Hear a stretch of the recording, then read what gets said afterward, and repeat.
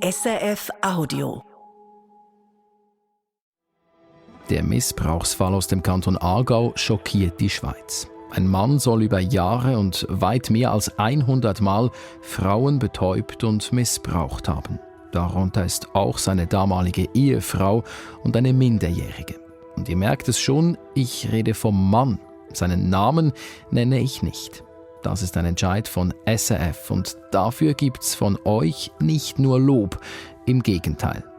Ich sage euch in dieser Folge, warum wir das so machen und wie die Namensnennung im Journalismus immer wieder für Diskussionen sorgt. Schön seid ihr dabei, ich bin Dominik Brandt. Hört auf mit dem Täterschutz. Veröffentlicht Name und Gesicht. Die Bevölkerung hat es verdient, das zu wissen. So lautet ein Kommentar auf Instagram unter einem SRF News Post zum Fall. In einem anderen Kommentar werden wir aufgefordert, nicht scheu zu sein. Sagt seinen Namen, heißt es da. Und nebendran hunderte Herzchen, großer Zuspruch. Dass wir den Namen nicht nennen, davon habe ich Anfang Woche erfahren, in meiner Schicht als Nachrichtenredaktor. Es hat eine klare Weisung gegeben von unserer publizistischen Leitung, genauer von Stefan Reinhardt, der diese Woche im Newsroom in Zürich für genau solche Fragen verantwortlich ist. Zuerst geht es darum, dass eine Entscheidung gefällt wird. Und dann kommunizieren wir allen Teams, Radio, Online, Fernsehen, in unserem Teams-Kanal. Da gibt es extra einen Teams-Kanal, Breaking News, und stellen so sicher, dass alle gleich handeln. Alle machen es gleich. Das heißt in diesem Fall eben, wir anonymisieren den Angeklagten. Keinen Namen, kein Gesicht. Und das hat natürlich seine Gründe.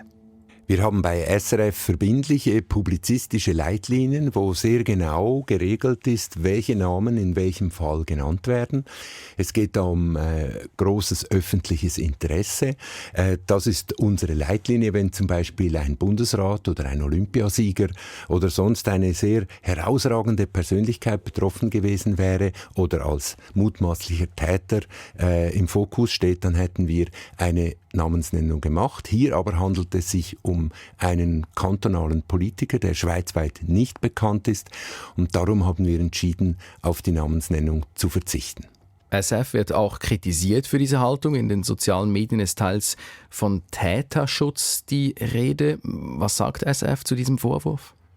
Wir sind ja als Medien nicht dazu da, Täter zu schützen oder eben im Umkehrschluss nicht zu schützen. Für uns gelten unsere publizistischen Leitlinien. Dieser Mann hat mutmaßlich schwere Verbrechen begangen. Wir haben das in der Anklageschrift gelesen. Und es ist auch unsere Aufgabe, das muss man auch sagen, dass uns sehr wichtig ist, auch sein Umfeld zu schützen. Wir dürfen nicht vergessen, dieser Mann hat Kinder, die immer noch in der Schweiz leben.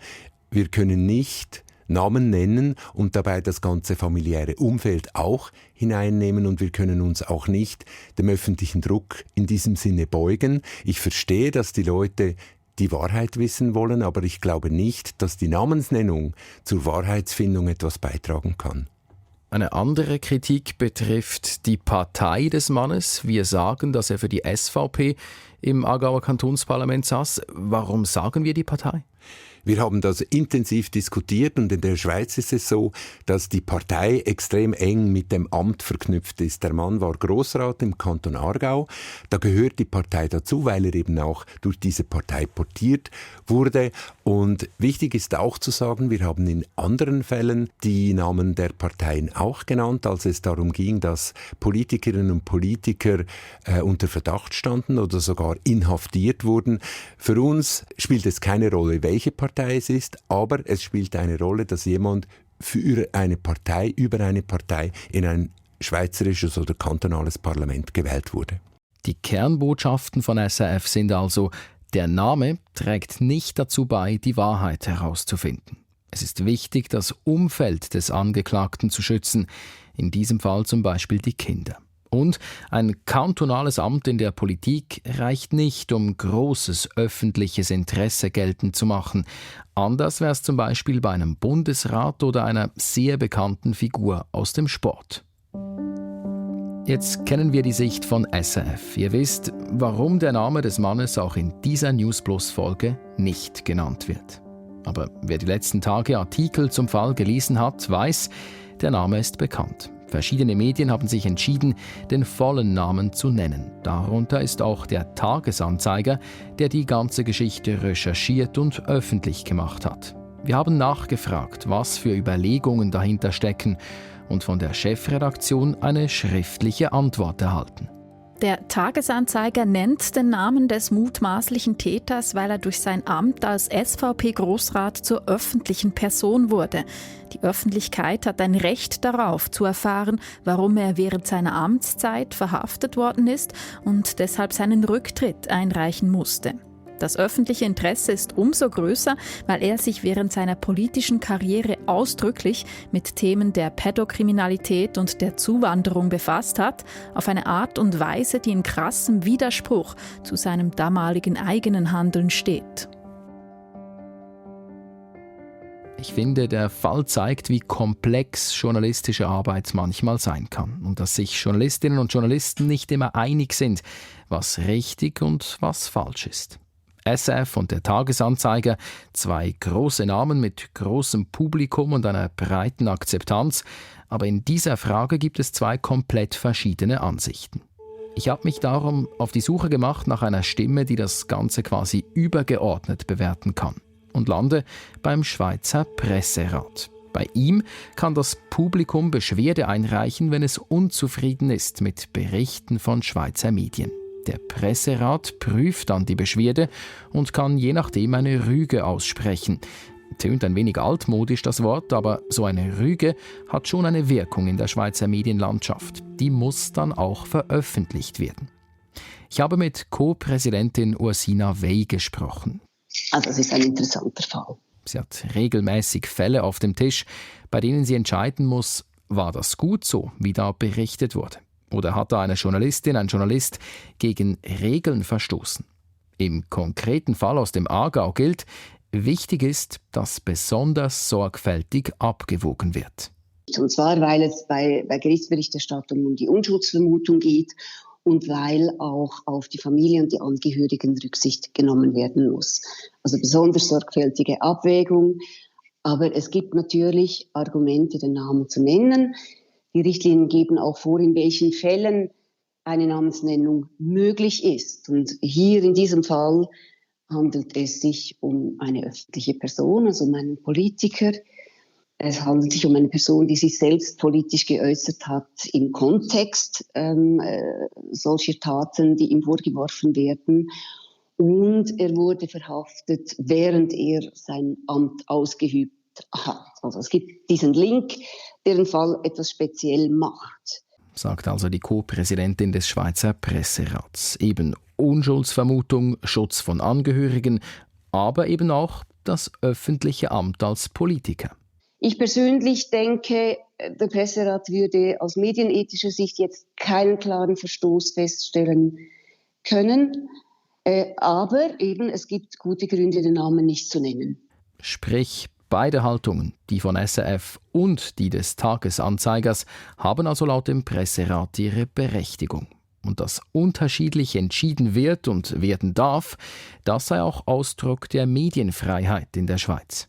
Dass die Medien selbst entscheiden, welche Haltung sie vertreten. Sie müssen gute Gründe dafür haben und sie müssen die medienethischen Vorgaben einhalten. Und dann kann es natürlich zu dem ein bisschen paradoxen Fall kommen, dass die einen Medien den Namen nennen und ein Bild zeigen und andere entscheiden sich dagegen.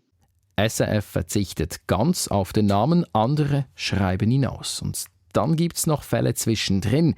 Da wird zum Beispiel der Vorname öffentlich gemacht und der erste Buchstabe des Nachnamens. Ja, da stellt sich für den Presserat die Frage, ist die Anonymisierung genügend oder ist es überhaupt eine Anonymisierung?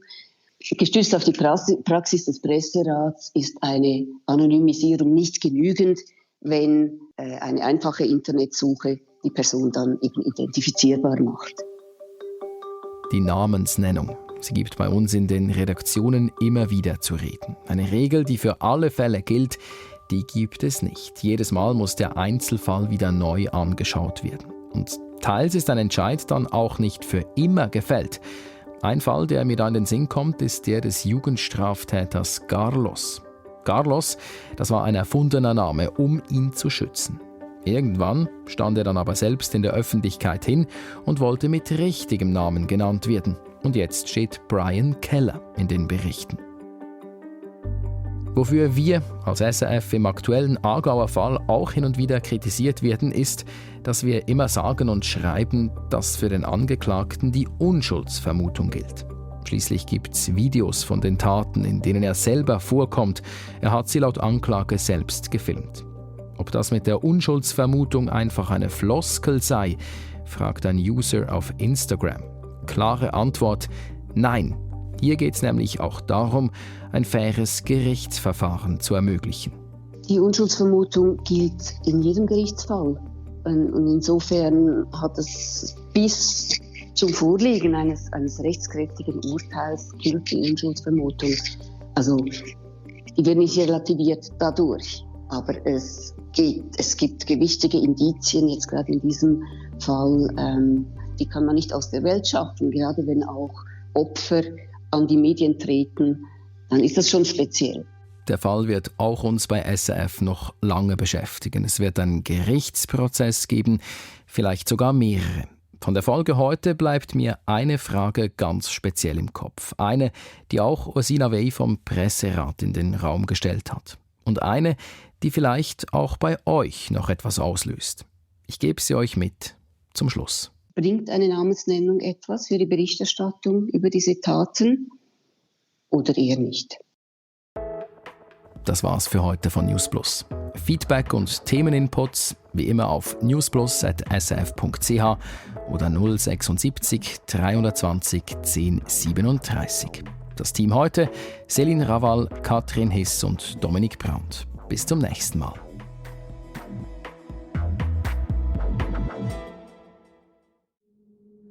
Das war ein Podcast von SRF, produziert im Auftrag der SRG.